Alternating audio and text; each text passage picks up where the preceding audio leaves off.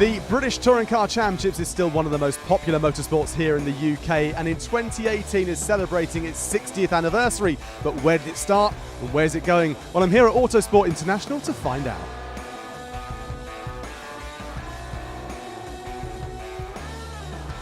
The starting point is that these are recognisable cars. People that come to watch touring car racing have driven there in a road-going version of what they see on the track.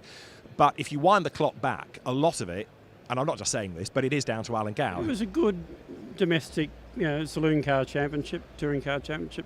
It had just gone through a change of regulations then into the new 2-litre, because we'd come out of the RS 500s and the BMW M3s, and we'd just gone into the new 2-litre regulations, so it was the beginning of that.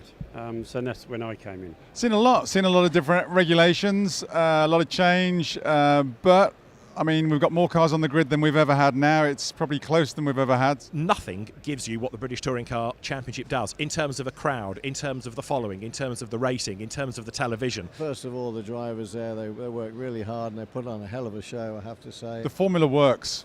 You can come in, you can be competitive at whatever level. You're always judged on what you deliver, and we deliver great racing first and foremost. The product's got to be fantastic for the crowds to come, and that brings the spectators, that turns on the TV audiences. That's the part I get the most pride from. It's amazing how many more people remember you for doing touring car racing than anything else, which is very flattering. Yeah. And you also find, and I'm very conscious of this, that touring car fans are very protective of their championship, and so if you're not doing a good job in their eyes, they'll soon tell you. Proudest moments, I think it's, never mind the championship, I think it's my first win.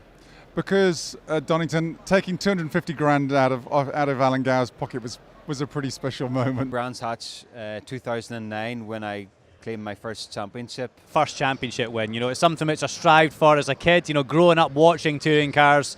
I never thought I'd get on the grid. I never thought I'd win a race, let alone win a championship, and obviously subsequently more. So the second Toker shootout that Nigel Mansell did and ended up in the wall in front of Starkey's Bridge always sticks in my mind, because I was doing the track commentary and it all happened right in front of me. Nigel Mansell was one of my drivers who I idolised, not because of what he did, because he was a fighter. Wherever he was on the grid, he was going to fight you. The race in the wet there at Donington was quite an exceptional day, and we all had a lot of fun, and all credit to all the drivers, the teams, and I think there was a lot of people there on that day as well, about 90,000 people, so we had fun there. You always remember your first one, don't you? It's always the special one. Standing there at Knockhill, watching John Cleland battle it out was fantastic. A Scottish hero.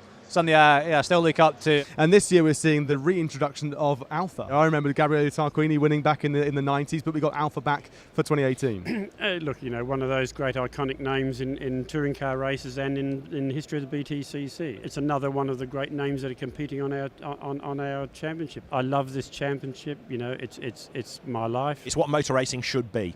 It's cars you can recognise, that overtake, that occasionally drive into each other, and keep you on the edge of your seat. From the lights going out to the checkered flag, great, close, entertaining racing, and isn't that what we all want? So there you go, in its 60th year, and the British touring car is still going strong, perhaps even stronger than it's ever been.